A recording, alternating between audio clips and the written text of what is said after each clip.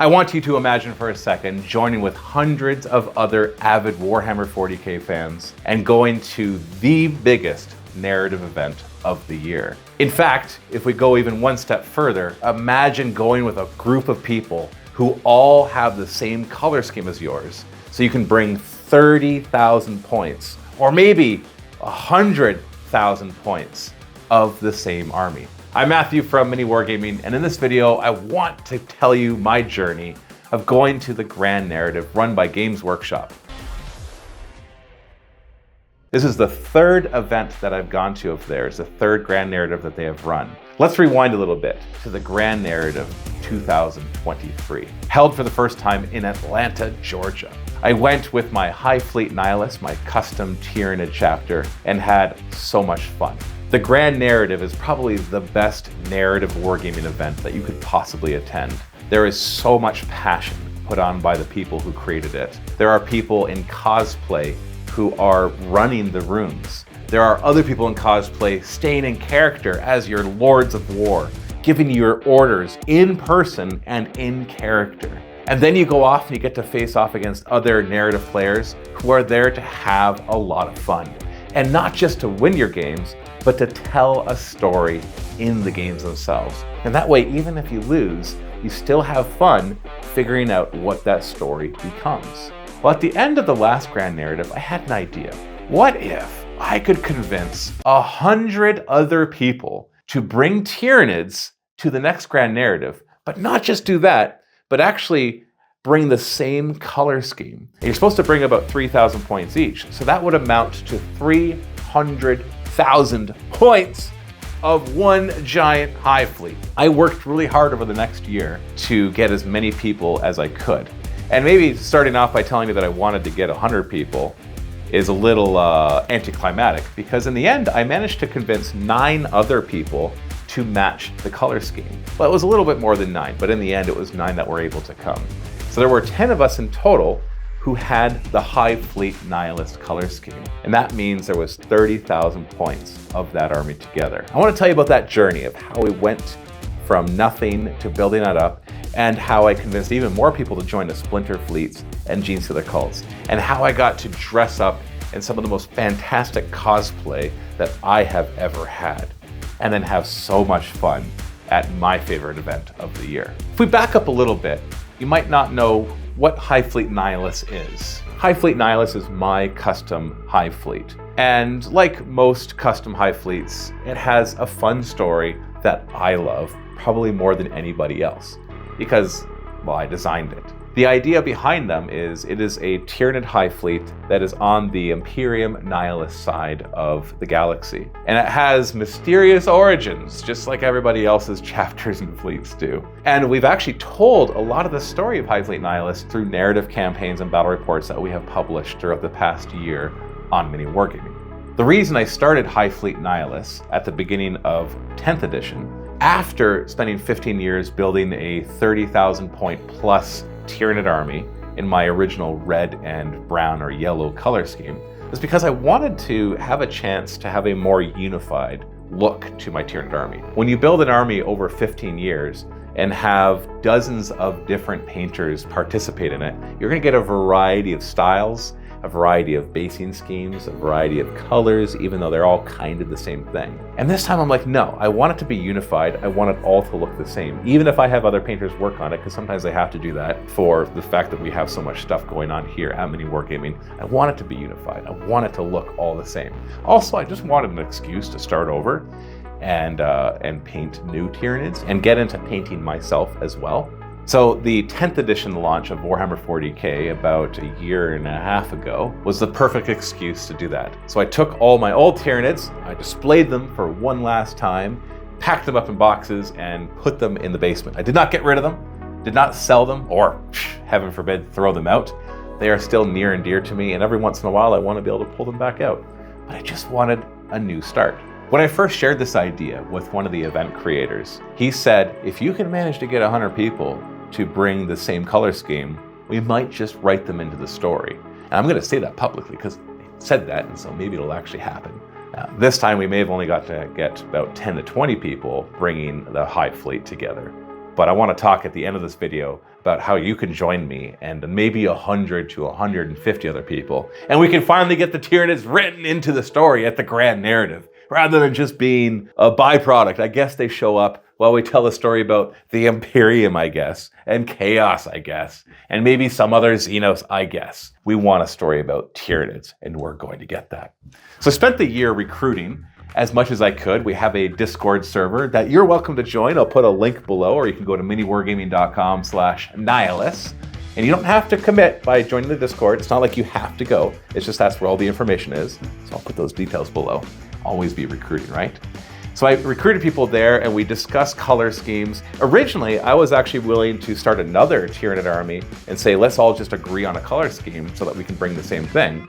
But so many people liked the Hive Fleet Nihilus color scheme that they, and I'm very grateful for this, decided that that's the color scheme that they wanted to do. Gave me a bit of a head start, although I did need to paint a lot more so that the stuff that I brought was only things that I painted. We initially had probably 20 or 30 people who were willing to match the color scheme. But as the year went on and work schedules came out, or people weren't able to get passports, or maybe they got sick, or funds changed, or life changes, we ended up having 9 other people, plus me, so 10 of us who were able to do this.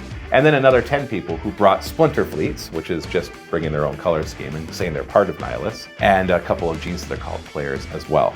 We had so much fun though preparing for this. It became its own little thing, this little Discord server of us getting so excited for the grand narrative. You may notice that I have a shirt that says Hive Fleet Nihilus on it. So at some point we're like, you know what we need to do? We need to actually design the Hive Fleet Nihilus logo, and then also even the logo for the Cult of the Ascendant Strand, which is the official Genes That Are Called for Hive Fleet Nihilus as well. And we even had one of the people, John, actually, who made coins that people could have for Hive Fleet Nihilus. And so it's just a lot of that camaraderie that comes when you're all sharing a goal of just trying to do something fun together. And so as we prepared for the event and we went through who was bringing what, and we wanted to make sure there was a good representation of all the different detachments, so that some people, like I brought the Synaptic Nexus, which focuses more on synaptic creatures and psychic stuff. And I even had some custom models made, which I'll talk about in a second. We had others focus on bringing swarms, others on monsters. We had a Bio-Titan there, we had a Herod in there, and just a good representation overall of what you could really show with the Tyranids. But I really wanted to up my own game, so there was a few things that I had done. I want to talk about cosplay, and I want to talk about custom models. I've already shown these in previous videos, so if you've seen this already, then feel free to skip this part. But I think they're fantastic, so I need to show them again. The first thing was the custom models. And so I found this person on Instagram, Frankendoodle65, who had been doing custom Tyranid commissions for quite a while. And his creations were stupidly awesome. And so I contacted him and asked if he did commissions, and he said yes. And so I commissioned him to do 2 things for me. The first was a grand Hive Tyrant. I knew that every player who was coming to the grand narrative would want to bring a Hive Tyrant. And so I thought that's weird that we have this one big fleet unified, but there's 10 Hive Tyrants. So I thought, you know what? I want to make a grand Hive Tyrant, the Hive Tyrant of Hive Tyrants. So I had Frankendoodle do just that. He sculpted and kit bashed this beautiful grand Hive Tyrant. It is what I think is the appropriate size for what the Hive Tyrant should actually be. It looks so much like a Hive Tyrant, even though it's made from a lot of different kits, including the Norn, the Emissary, and the Carnifex kits, and the gun, I believe, is from a Tyrannifex, and he's got all sorts of stuff. And then he sculpted so much of himself with green stuff to really make it all come together. Just absolutely fantastic. I am the one that got to paint it, which was actually a lot of fun. It was intimidating, of course, because I didn't want to ruin this beautiful creation, but I really enjoyed the process of finishing it off and seeing how awesome it looked. The second model I had him do was a Grand Neuro Tyrant. This one also from a lot of different kits. The Norn Emissary again. We've got tentacles from some of the other kits. We've got the head, I believe, was also from a Norn Emissary, and then a lot of the other stuff was sculpted. I don't actually remember all the different parts. I remember there's a lot of different kits that he used to put it together. I'll link to his Instagram to the post if you want to get more details on how he made those. And then the other one was made by Modern Synthesist, or Mr. Pink, as he's on YouTube. Again, links below. I actually kind of let him make whatever he wanted because I just wanted something else. And we went back and forth and discussed different ideas of his. In the end, we settled on some sort of flying psychic monstrosity, which I substituted as a Maleceptor.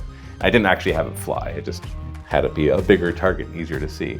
In my own custom games, of course, I'd make it much more powerful than just a regular Maleceptor. This model is just so cool.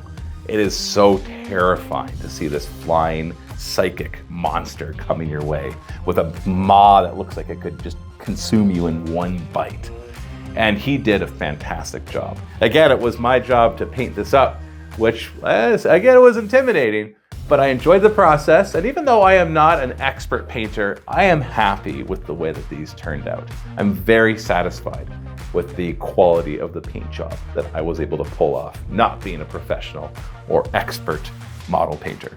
And then the other cool thing that I had made was a cosplay outfit as a Genestealer cult Biophagus. If you're not familiar with what that is, well, the Genestealer cult are alien human hybrids. They're Tyranid human hybrids infected by the Tyranid Genestealers. And they create an entire underground network of people who are loyal to their patriarch, which is like the head Genestealer.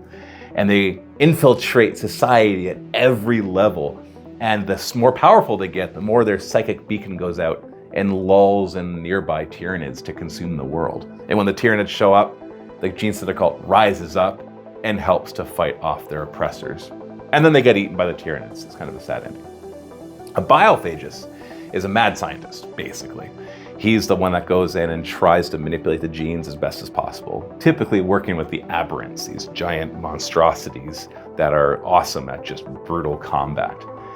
I commissioned Fred from Fred and L Designs to create this cosplay for me, and he did a fantastic job. Over the course of several months, we went back and forth on the different designs and the different parts, the lab coat and the weapons and the belt and the big backpack that it holds. And Fred just brought it to life. I just couldn't believe how awesome a job that he did. But there was one part that he couldn't do. And that was, of course, the fact that Genestealer cults are bald. And I, for many years, especially since COVID, when I didn't get a haircut for many months and I discovered that I liked my hair a little longer than it was before, I liked my hair. And so I was trying to make it work with a bald cap at first, but bald caps are a lot of work. You have to do a lot of makeup and a lot of glue, and you have to like pull your hair back and it gets itchy. It's a lot of work every morning to put on a bald cap. So I made the decision that I would take one for the team and I would get my head shaved. And I would shave off all that beautiful hair, lots of gray hair, and I would go bald for this event. It was weird. It was so strange. Thankfully, I had my wife's permission to do this. She was there to film with me as I got my head shaved, and she was curious what it looked like. We didn't know if I'd have a weird shaped head or something. Thankfully, I don't. At least, I don't think I do. And I also know it grows back pretty fast. Like, this is just a month and a half later, and it's already this long. So it'll come back nice and quick. Maybe next year I'll shave it again, but we'll see. So it was a really fun experience to actually get my head shaved down so I could really fit in to this cosplay. And oh, just the end result was so good. I loved walking around in my cosplay and interacting with everybody else there. So many good comments, and I had to pass them all on and say, well, it was Fred from Fred and L Design who did this, because I didn't want to take any of the credit. The only thing I did was shave my head and, pay for it, of course. But it just had to tell people about him. But it was so much fun walking around and just playing the part and getting so immersed in the story and in the entire experience. Now, cosplay is definitely not something that you're required to do in order to go to this, but there were a lot of people who did, even more than the previous years where I saw some decent cosplay. But this year, man, there were so many. I took pictures with as many of them as I could, and so many of them were fantastic. Even members of the group that went with me for the Hive Fleet Nihilus were dressed up in various cosplay, either as an Inquisitor or as the Icon Ward, the Icon Bearer for the Genestealer cult as well. I just love this idea of everybody getting so immersed that they would put this much time and effort into actually showing up in these different characters and playing as those characters. It's just a dedication that nerds bring to the table that really help us to just love everything about this so much. Now, the event itself was awesome. Traveling there wasn't actually that hard. Atlanta, Georgia is not too far from where I am. It's like a little over a 2-hour flight to get there. I considered driving, but it's like more like 15 plus hours. It would be easier to bring all my stuff, but I had to ship a lot of my things to other people who then brought it to the event, especially the cosplay stuff. But I packed up all the minis, boarded the plane, and headed to Atlanta, Georgia for the actual event. Now, the event was fantastic as usual. I can't say enough about it.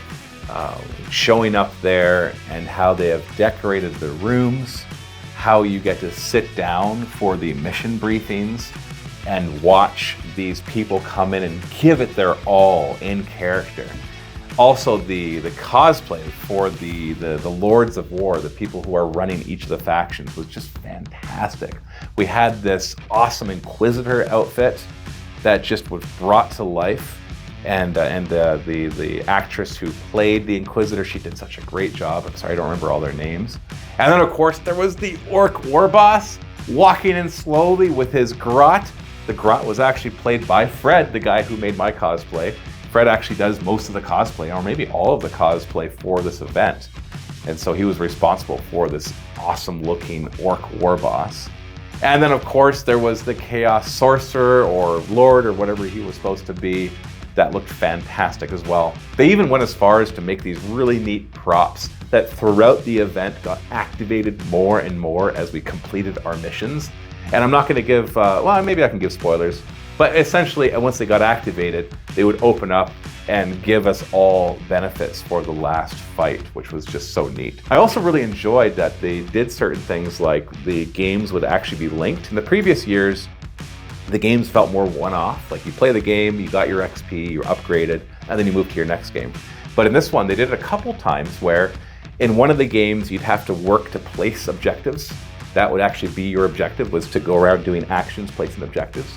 And then you're supposed to leave them where they were. And the next people to use that table had to hold those objectives. And so the table you went to, who knows the configuration that it was? You could be in a super advantageous or really bad position and not really have any control over that. And you have to accept that because as a narrative event, it's not focused on making sure that every game is perfectly balanced and symmetrical. In fact, I would classify narrative games as usually being asymmetrical, meaning that the tables are not set up to give both players exactly the same experience. And so different armies will do better in certain missions than others, and then other armies will do better in other missions than others. For the most part, the missions were fantastic. I had a really good time and really good matches. There's only one or two where the match was over in like a turn or two, which seems always unfortunate when it does that, but it's just the luck of the dice and also just sometimes the luck of the matchups as well. And the people who ran the rooms were awesome, the missions were awesome, the spectacle of everything was awesome. They really upped their game and just gave us all a fantastic experience. And of course, getting together in person with all of these people who had worked so hard throughout the year to join me in my efforts to be Hive Fleet Nihilus was just out of this world. When we got together at one of the last days and set up our army on display and put all 30,000 points of Hive Fleet Nihilus plus another 30,000 points in the Splinter Fleets and the Genestealer Cult, that display made everything worth it. If that was all that we did, then I would call that event a success. Seeing everybody and their reactions to it as they came by the table and saw this was just so satisfying. Everybody was so gracious and so kind. They just loved what we did. And it's just like you could see so many eyes light up saying, that is such a cool idea. I want to do something similar. And I was even cheeky and I was handing out business cards for Hive Fleet Nihilus and telling everybody, would you like to be part of something greater than yourself? And giving them, it had a QR code and a link to the Discord. Because my goal for next year is to have 100 to 150 Tyranid and Genestealer Cult players join me to take over the grand narrative. Because I want to bring so many people who will play Tyranids and Genestealer cults that they will have no choice but to make us our own faction. Now, I'm not asking everybody to match my color scheme. That would be stupidly fantastic. I am hoping to get as many people as possible who are willing to paint up roughly 3,000 points to match Hive Fleet Nihilus as well. We had 10 people in total this year for 30,000 points.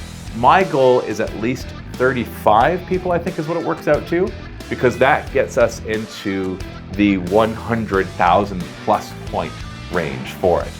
Really, I'd love to see 100 people do it, because that would give us 300,000 points. And I want to up my game as well. I want to bring even more stuff next year and different stuff, and maybe try to even get a Bio-Titan or something, even if I don't play it, just to bring it, to have it on that display, and bring even more terrain, and have even more shirts and coins and stickers and who knows what other paraphernalia that we can have as we work together throughout the next year to make Hive Fleet Nihilus take over the entire event.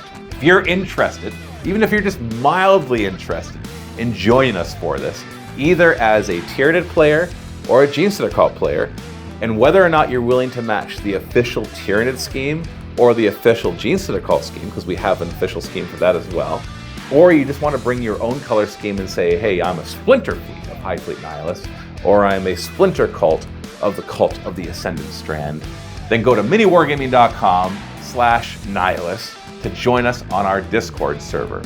And I hope to see so many people in there, and to reach our goal of getting that many people to go and join together. Can you imagine what that would look like? All of us as a group posing for a group photo, all wearing our t-shirts or hoodies or whatever it is that we're gonna bring.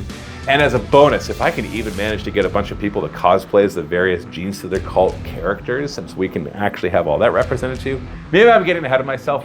Maybe that's 2026's goal, is to not only bring everybody matching the color scheme, but a bunch of cosplay matching as well.